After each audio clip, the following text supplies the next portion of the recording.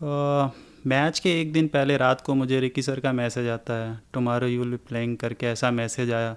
तो उस टाइम मैं काफ़ी नर्वस भी था कि मैं सोच रहा था कि कल का मैच खेल रहा हूँ मैं।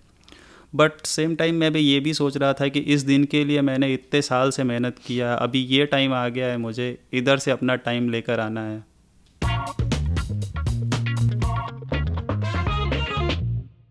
Welcome everyone. This is another episode of our DC podcast, and we have the privilege to have the young, talented Mr. Praveen Dubey with us. Praveen, thank you for joining us. Thank you. Praveen, आपके साथ ये discussion हम बहुत time से करना चाहते थे। पता है, लास्ट ईयर भी हमने डिस्कस किया था, इस ईयर भी first part of the IPL में डिस्कशन किया था, और finally we have this opportunity. आप बहुत बिजी रहते हो यार, टाइम ही नहीं देते। नहीं नहीं, ऐसा कुछ नहीं है। लास्ट ईयर तो हम लोग, जब मैं आया तो बीच में प्रैक्टिस टाइम ही, फिर हम लोगों का शेड्यूल ही ऐसा था कि प्रैक्टिस फिर मैचेस, तो उस बीच में टाइम ही नहीं मिला।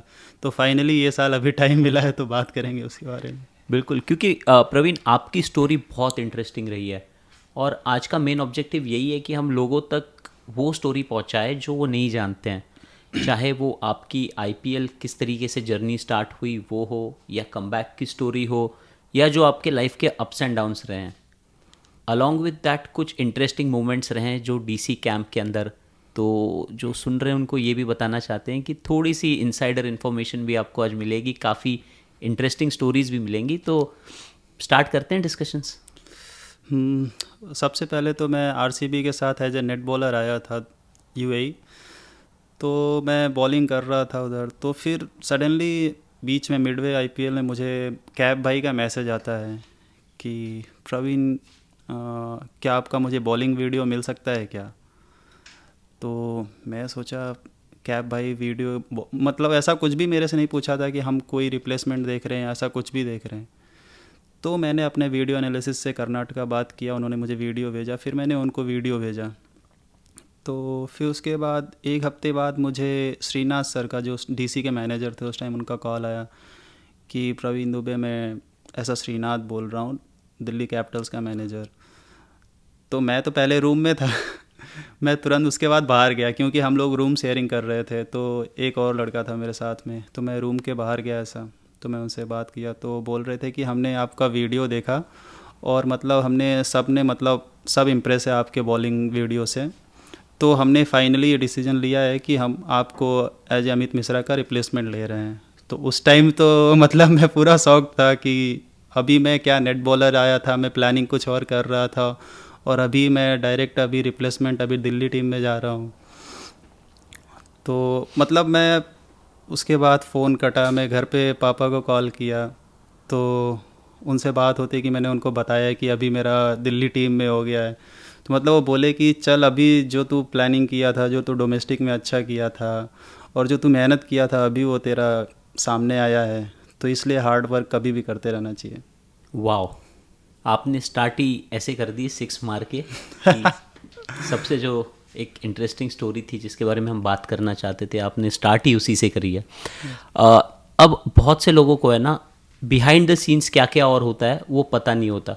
तो हम चाहते हैं आप हमको ये बताएं कि आपको वो फ़ोन कॉल आया दिल्ली कैपिटल से, आपको एज रिप्लेसमेंट प्लेयर साइन किया, उसके बाद आप एक अलग बबल में थे, क्योंकि पिछले साल हम फर्स्ट टाइम ये बबल एक्सपीरियंस कर रहे थे, हम अलग बबल में थे। तो आप हमको वो पूरी प्रोसेस बताइए कि क्या हुआ, कैसे आपने आपके बैग्स पैक किए, किस तरीके से आपका ट्रांसपोर्टेशन हुआ from RCB's hotel to Delhi Capitals hotel, और चेक इन जो हुआ। फर्स्ट तो इधर डीसी मैनेजमेंट से आरसीबी मैनेजमेंट को मतलब ऐसा मेल गया कि मतलब आप क्या, हम प्रवीण दुबे को एज ए प्लेयर अभी सेलेक्ट कर रहे हैं, तो क्या आप उसको रिलीज़ करेंगे। कि मैंने उधर भी साइन किया हुआ था एज ए नेट बॉलर।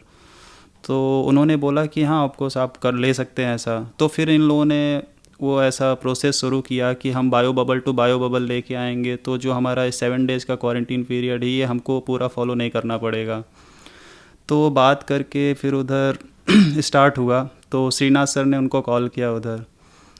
तो हमारे जो उधर मैनेजर हैं सौम्यदीप, तो उन्होंने हमारे लिए गाड़ी अरेंज किया। तो एक साथ हमारे सिक्योरिटी को भेजा, और इधर आने के बाद हम दिल्ली टीम को ज्वाइन किया।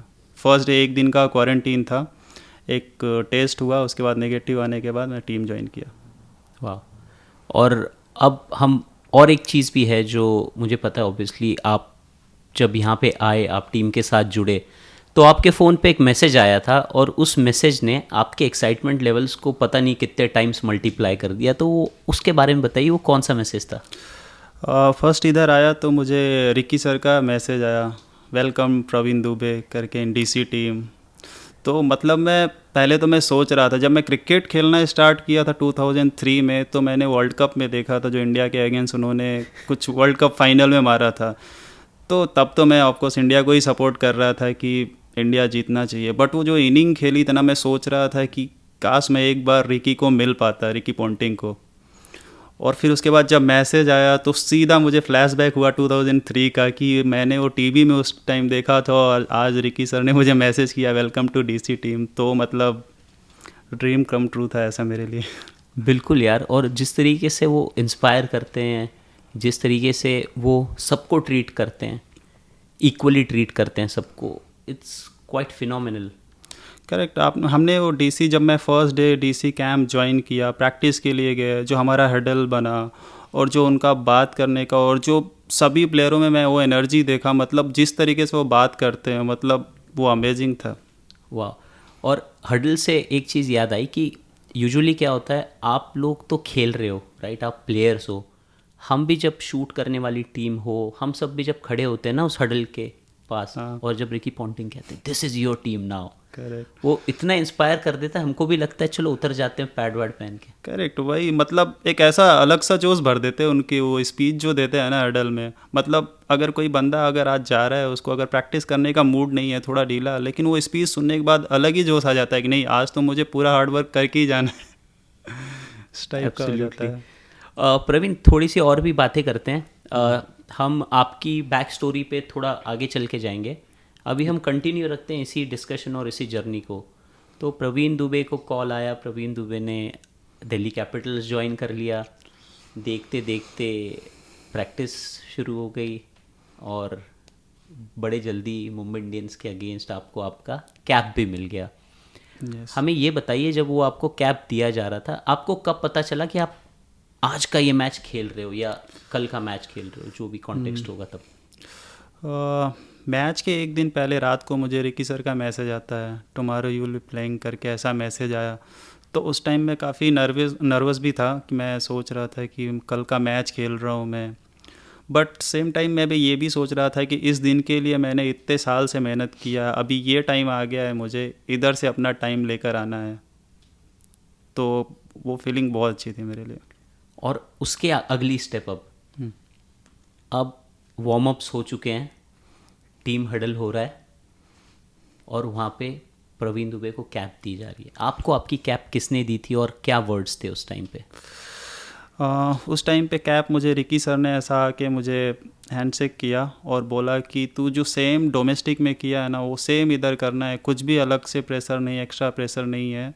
तो सेम जो डोमेस्टिक अपना T20 मुश्ताक अली में किया है, सेम इधर करना है, ज़्यादा कुछ एक्स्ट्रा सोचना नहीं है। ऐसा बात किया मेरे से। और उसके बाद फिर प्रवीण, ऑब्वियसली वी नो आपका काफ़ी डिसेंट स्पेल रहा था, एक क्लोज शाउट भी था LBW के लिए जो टर्न डाउन हो गया था रिव्यू के बाद। और उसके बाद कुछ एक डिस्कशन भी था रिकी पॉन्टिंग का, या कुछ रिएक्शन था, उसके बारे में बताइए थोड़ा।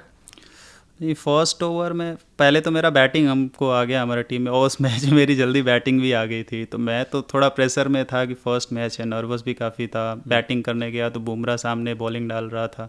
बट जब मैं बैटिंग के लिए गया तो उस टाइम पे थोड़ा मैं प्रेशर मेरा ख़त्म हो गया था कि अभी मैं एक दो बॉल खेला, फिर बैटिंग में किया, उसके बाद आया तो बॉलिंग करने गया तो मुझे थोड़ा नॉर्मल ही लग रहा था कि मैं ऑलरेडी ग्राउंड में आ चुका हूँ, बैटिंग कर लिया हूँ। तो बॉलिंग के टाइम पे पहला बॉल डाला, मतलब काफ़ी अच्छा गिरा, third umpire रेफलर, second ball umpire ने आउट दिया। ऑलरेडी मैं सेलिब्रेट भी कर लिया था लेकिन उन्होंने रिव्यू लिया और वो मिसिंग द स्टंप, तो नॉट आउट हुआ था। उसके बाद जब मैच ख़त्म हुआ, हम लोग ड्रेसिंग रूम में गए तो रिकी सर का मतलब यही था कि जब तूने फर्स्ट बॉल डाला ना, तभी मैं समझ गया कि हमने रिप्लेसमेंट सही लिया है वाह। तो अच्छा था मेरे कॉन्फिडेंस के लिए।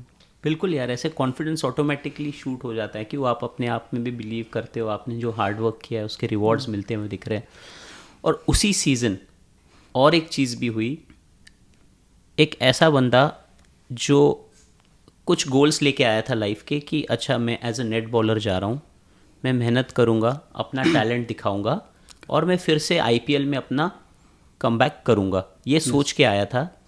उसको मिड सीज़न ही अपॉर्चुनिटी मिल गई आईपीएल खेलने की, और ना कि सिर्फ आईपीएल खेला उसने, आईपीएल का फाइनल भी खेला। तो यस। मतलब आपके जर्नी ने जो ये वाला ग्राफ ऊपर की तरफ गया है, बहुत फिनोमिनल था ये भी। हाँ, जब मैं बैंगलोर से निकला था तो मुझे आरसीबी से कॉल आया था कि मैं हम लोग आपको एज ए नेट बॉलर ऐसा लेके जाना चाहते हैं, अगर आप इंटरेस्टेड। तो मैं तो तुरंत यस बोला, क्योंकि मैं उसके बाद सैयद मुश्ताक अली ट्रॉफ़ी था, तो मेरे माइंड में यही था कि मैं आईपीएल के लिए जाऊंगा, अच्छा ट्रेनिंग करूंगा उधर।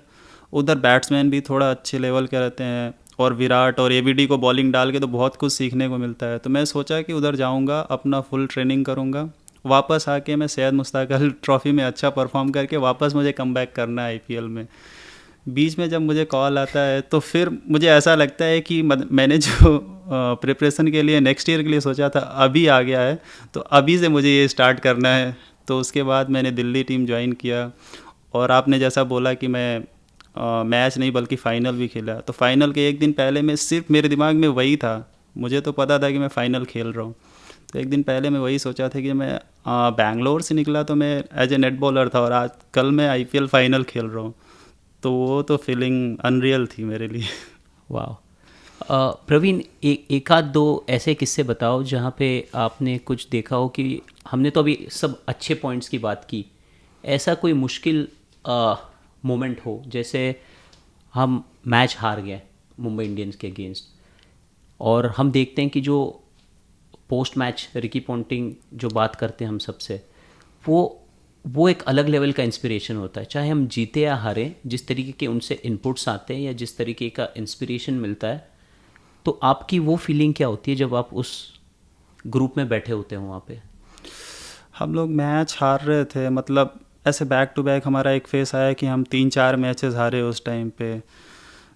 तो ऐसा कुछ नहीं था, फिर भी हमारी टीम मीटिंग होती थी, तो फिर रिकी बोलते थे कि हम ऐसा बहुत हमको मैच के बारे में नहीं सोचना है, आगे 3-4 मैच हो गए, हमारा जो नेक्स्ट मैच है उसके बारे में हमको प्लान करना है कि हम ये मैच हमको कैसे जीतना है, और जो हम गलती कर रहे हैं उसको बार बार हमको रिपीट नहीं करना है कि जो हमने इस मिस्टेक से ये मैच हारा तो वो सेम मिस्टेक से हमको नेक्स्ट मैच नहीं हारना है। हमको फोकस हमारा जो है नेक्स्ट मैच में होना चाहिए कि हमको ये मैच जीतना है। तो इस टॉपिक पे बात होती थी। नाइस। अब थोड़ा सा कोशिश करते हैं कि हम थोड़ा सा आपके जर्नी के पीछे जाएं, ठीक है? तो प्रवीण, जब आप यूपी में थे और वहाँ के हॉस्टल में थे, आप टीम में थे और आप वहाँ पे खेल रहे थे, काफ़ी डिसेंट लेवल पे खेल रहे थे, और कहीं ना कहीं आप बहुत खुश नहीं थे उस जर्नी से या आपकी क्रिकेट से, और आपको वहाँ फीलिंग आनी स्टार्ट हो गई कि यार क्रिकेट में शायद बात नहीं बन सकती है मेरी, तो क्यों ना मैं जाऊं और एक जॉब अपॉर्चुनिटी सर्च करूं, और उसके लिए फिर आप वहाँ से निकले और बेंगलोर आए। यस। तो वो दौर जो था आपके लाइफ का, उसके बारे में थोड़ा बताइए हमको आप। एक्चुअली मैं यूनिवर्सिटी क्रिकेट लीग खेल रहा था उस टाइम पे, TUCC एक हुआ था, टोयोटा यूनिवर्सिटी क्रिकेट लीग, तो मेरे मैचेस बैंगलोर में थे, तो मैं वहाँ मैच खेलने के लिए गया। तो हाँ, मैं काफ़ी एक हफ्ते तक था बैंगलोर में। तो मैं वहाँ पे मैं सोचा कि यहाँ पे मैचेस भी खेलूँगा, और वहाँ पे क्लब्स वगैरह भी हैं, तो मैं बात करूँगा स्पेशली मैं, क्योंकि मैं क्रिकेट को बहुत लाइट ले रहा था उस टाइम पे कि मतलब अभी क्रिकेट हो गया जैसा आपने बोला। तो तो मैं सोचा अभी जॉब के लिए देखूँगा, और पार्ट टाइम अगर क्रिकेट मुझे मिला तो ठीक है। तो वहाँ पे एक क्लब के लिए मैं खेला, मलेश्वरम जिमखाना, और सेम क्लब के लिए मैं जॉब भी करने लगा कि मतलब मैं सोच रहा था कि मैं जॉब करूँगा और पार्ट टाइम क्रिकेट खेलूँगा। तो मैं क्लब क्रिकेट खेलने लगा फर्स्ट डिवीज़न, फिर उसके बाद मैं अच्छा परफॉर्म किया, फिर भी मैं उतना सीरियस नहीं था क्रिकेट को लेके कि ठीक है मुझे मेरी जॉब तो है ना। तो उसके बाद KPL हुआ, KPL में भी अच्छा परफॉर्म किया मैं। तो उसके बाद मुझे राहुल सर का कॉल आता है, राहुल द्रविड़ सर कॉल किए कि आपको हम लोग आपको राजस्थान रॉयल्स सिलेक्शन के लिए बुलाना चाहते हैं, तो आप आएंगे क्या, इंटरेस्टेड हैं? तो मुझे कुछ भी पता नहीं था कि IPL सिलेक्शन क्या होता है या ट्रायल्स क्या होता है। तो मैं मुंबई गया सिलेक्शन के लिए, तो मैं बॉलिंग डाला, वो मेरे से बात भी किए सब, कैसा चल रहा है डोमेस्टिक या KPL में, सब अच्छा किया। तो मेरे से उन्होंने पूछा ऑक्शन फॉर्म फिल किया है क्या, तो मुझे ऑक्शन फॉर्म क्या होता है पता नहीं था कि ऑक्शन फॉर्म भी भरना पड़ता है। तो मैं मतलब first time Rahul Dravid sir के सामने था, तो मैं मतलब बहुत हड़बड़ा रहा था। मैंने बोला हाँ सर भर दिया है, मैंने भर दिया, जबकि मुझे कुछ भी नहीं पता था तो तो बोले ठीक है, हम लोग आपको देख रहे हैं, आपका हम गेम अच्छा लगा, बॉलिंग अच्छी लगी, तो ठीक है देखेंगे आईपीएल ऑक्शन के टाइम पे। फिर मैं जब वापस बैंगलोर गया तो मैं वहाँ पे मतलब मैं पूछा, वहाँ पे केसी गया, वहाँ बात किया कि मतलब ऑक्शन फॉर्म क्या होता है, तो उन लोगों ने बोला ऑक्शन फॉर्म भरने की डेट जो है अब ख़त्म हो गई, वो तो काफ़ी टाइम हो गया ऑक्शन। फिर मैं सोच रहा था, मेरे से तो सर ने पूछा है ऐसा कि ऑक्शन फॉर्म भर दिया, मैंने बोला भर दिया है। फिर उस साल ऑक्शन हुआ, मेरा ऑक्शन लिस्ट में नाम ही नहीं आया तब मुझे पता चला कि ऑक्शन फॉर्म मैंने भरा ही नहीं है, तो नाम कैसे आएगा। राइट। तो फिर नेक्स्ट ईयर में फिर केपीएल में अच्छा किया, तो फिर मुझे आरसीबी से कॉल आया सिलेक्शन के लिए, पंजाब से आया, मुंबई इंडियंस से आया, दिल्ली से आया, तो सभी जगह सिलेक्शन को गया मैं। उस साल मैंने ऑक्शन फॉर्म पहले ही भर दिया सिलेक्शन जाने के पहले ही भर दिया था। तो उस बार भी सिलेक्शन में सब जगह अच्छा किया। फिर कर्नाटका के लिए मैं उस साल अंडर 23 स्टेट भी खेला, विजय हजारे भी डेब्यू किया उस साल, और फिर उस बार आरसीबी ने मुझे बिट किया था 2016 में। वाह। तो प्रवीण, आपकी जर्नी बहुत इंटरेस्टिंग रही है, काफ़ी हाइज रहे हैं, लेकिन हम सबको ये भी बताना चाहते हैं कि बहुत इजी होता है किसी को जज करना, है ना। आप फील्ड पे देखते हो किसी ने परफॉर्म किया है, किसी ने शायद कभी परफॉर्म नहीं किया। As a sports person performances up and down होते रहेंगे, और it easily draws lot of criticism from people, right. But उनको ये नहीं पता होता कि इस मुकाम पे पहुंचने के लिए ना, इस इंसान ने ना सिर्फ अपने स्पोर्ट पे मेहनत की है, बट एक मेंटल स्ट्रगल और चैलेंजेस को भी ओवरकम किया है। जैसे आपके लाइफ में चैलेंजेस आए थे आफ्टर 2016, वो आपका हाई पॉइंट था जब आरसीबी ने आपको ले लिया था ऑक्शन में। बट उसके बाद वाला जो फेस था जहाँ पे आपने कॉन्स्टेंटली इंजरीज से बैटल किया, स्पेशली वो इंजरी जिसमें आप बहुत टाइम के लिए आपके घर पे बैठे थे, क्रचेस पे थे, वो सबसे आई फील आपके लाइफ का हार्डेस्ट फेज था, राइट। करेक्ट। वो आईपीएल बिडिंग के मतलब 1-2 हफ्ते के बाद की बात है। मैं नीदरलैंड्स का टीम आया था वर्ल्ड T20 के लिए, और हमारा प्रैक्टिस गेम हमारे कर्नाटका टीम से खेल रहे थे। उस मैच में मुझे इंजरी हुआ, नहीं इंजरी, तो मेरा ACL कंप्लीट लिगामेंट टीयर था। तो मुझे डाउट लग रहा था, और फिजियोज भी बोल रहे थे कि शायद अभी तेरा इस बार आईपीएल बहुत मुश्किल है, क्योंकि अभी सर्जरी कराना पड़ेगा। तो मैं बहुत परेशान हो गया था उस टाइम पे कि अभी मुझे क्या करना है नेक्स्ट। तो उस टाइम कर्नाटका के हमारे फिजियो थे श्रवण सर, तो उन्होंने मेरे साथ काम किया, मतलब हर दिन मुझे बुला के रिहैब कराना है। एवरी डे मॉर्निंग 5:30 वो मुझे मैसेज करते थे, कॉल करते थे कि केस ये पहुंचना है, रिहैब करना है। तो मतलब आईपीएल से 1 महीने पहले उन्होंने मुझे प्रीहैब कराया, और मतलब मेरा लेग इतना स्ट्रांग हो गया था कि वो जो लिगामेंट टीयर हुआ था, मुझे भी खुद को फील नहीं हो रहा था कि मुझे इंजरी हुई है। फिर जब आरसीबी के फिजियो इवन स्पिचली सर आए, उन्होंने मतलब पूरा फिटनेस टेस्ट लिया, मैं सारे फिटनेस टेस्ट टॉप किया था। तो मतलब उनको भी एक टाइम पे विश्वास नहीं हो रहा था कि इसका ACL लिगामेंट कंप्लीट टीयर होने के बाद भी ये मतलब टेस्ट सभी क्लियर किया है। तो जो श्रवण सर ने मेरे साथ 1 महीने काम किया था ना सर, वो बहुत हेल्पफुल था मेरे लिए। ये भी एक बहुत इंपॉर्टेंट एस्पेक्ट है एक एथलीट के लाइफ में, कि वो जो भी अचीव करते हैं ना, उसके पीछे बहुत से लोग जुड़े होते हैं किसी ना किसी तरीके से। यस। और आपके लाइफ में एक और बहुत इम्पॉर्टेंट इंसान है जिन्होंने आपको आपके डार्केस्ट मोमेंट में इंस्पायर किया है, वो है आपके डैड। यस। तो वो इंजरी के बारे में बताइए, और वहाँ से आप कैसे उभरे थे। तो फिर आईपीएल में मतलब मैनेज किया मैंने किसी तरह। उसके बाद हमारा केपीएल होता है, केपीएल में वापस थोड़ा ग्राउंड वेट था, और मुझे वापस थोड़ा स्लिप हुआ पैर, तो वापस वो इंजरी वापस आया मुझे। तो फिर मुझे सर्जरी के लिए जाना पड़ा। तो सर्जरी के बाद मैं 1 मंथ पूरा बेड पे था। मतलब मुझे तो ये भी समझ में नहीं आ रहा था कि मुझे करना क्या है। सिर्फ बेड पे, अगर मुझे पानी भी चाहिए तो मैं दूसरों को पूछना है, पानी लेके आना है, और स्ट्रेचर पे चल रहा था मैं उसके बाद मतलब उस टाइम पे मुझे ये समझ में नहीं आ रहा था कि मैं वापस खड़ा भी हो पाऊँगा कि नहीं अपने पैरों पे। खेलने की तो बहुत दूर की बात है कि मैं खेलूँगा या कुछ करूँगा। तो उस टाइम पे मतलब मैं घर पे था, पापा कभी भी आते थे तो बोलते थे कि तूने जो ये हार्ड वर्क किया है इसको कभी भी बेकार नहीं देने जाना है, तू इतना जल्दी गिव अप नहीं देना है। अभी तू जो लास्ट 10 साल मेहनत किया है, तू क्या ये एक महीने की वजह से तू इतना अपने आप को डाउन नहीं कर सकता है। तो कभी कभी मैं भी सोचता था उस टाइम पे कि हाँ यार, मैंने इतना मेहनत किया है तो अभी तो यहाँ से तो गिव अप नहीं कर सकता हूँ मैं। उसके बाद एक महीने मैंने बेड पे था, उसके बाद धीरे धीरे मैंने चलना शुरू किया। फिर वापस बैंगलोर जाके मैंने रिहैब शुरू किया, और 4th मंथ में मैंने मैच खेलना स्टार्ट कर दिया। तो वो मेरे लिए बहुत पॉजिटिव था, और उसके नेक्स्ट फिर उसके बाद आरसीबी ने वापस मुझे बीट किया था। वाह, सो ups and downs and ups. हाँ। और हम ऑलमोस्ट इस पॉडकास्ट के एंड की तरफ आ रहे हैं, बट हम थोड़ा अप से एंड करेंगे इसको, ठीक है। आईपीएल फाइनल खेल लिया, उसके बाद प्लेयर रिटेंशंस लिस्ट भी आई, आपका नाम फिर से आ गया, DC didn't want to let you go. वो भी एक सेटिस्फाइंग फीलिंग होगी कि यार मैंने अपनी अपॉर्चुनिटी में कुछ तो प्रूव किया है कि डीसी ने मुझे फिर से रिटेन कर लिया। क्यों? करेक्ट। मतलब मैं डोमेस्टिक खेल रहा था, फिर जब मुझे मेल आया कि आपको रिटेन किया तो मैं काफ़ी खुश था कि मतलब डीसी मैनेजमेंट या कोचेस का इतना भरोसा है मेरे पे। तो सेम टाइम पे मैं इतना फोकस था कि नहीं, मुझे अगर मैनेजमेंट मेरे पे इतना भरोसा कर रहा है तो मैं उनको वापस मुझे करके देना है। तो लास्ट ईयर मैंने क्रूशियल मैचेस खेले, नॉकआउट्स के सेमीफाइनल और फाइनल खेला, बट वो एक जो कसक रह जाती है ना कि हम एक स्टेप पीछे रह गए। वाह, और आपके एफर्ट्स हम सबको दिखते हैं। मतलब जिस तरीके से प्री सीज़न कैंप भी हुआ था, आप बहुत ज़्यादा फोकस्ड लग रहे हो अपने गोल पे, चाहे वो फील्डिंग ड्रिल्स हो, कुछ भी हो। I mean I am not a coach to जज, बट देख के अच्छा लगता है कि जिस एंथुजियाज़म के साथ आप सारे ड्रिल्स करते हो। वो तो उस हमारे लिए काफ़ी अच्छा था कि हमारे अभी जो एक हफ्ते का हमारा प्री सीजन कैंप लगा था, प्रवीण सर ने हमको मुंबई बुलाया था। तो जो हमारे बेसिक चीज़ों पे उन्होंने ध्यान दिया है, बेसिक चीज़ों पे काम कराया है, चाहे वो बैटिंग हो या बॉलिंग हो।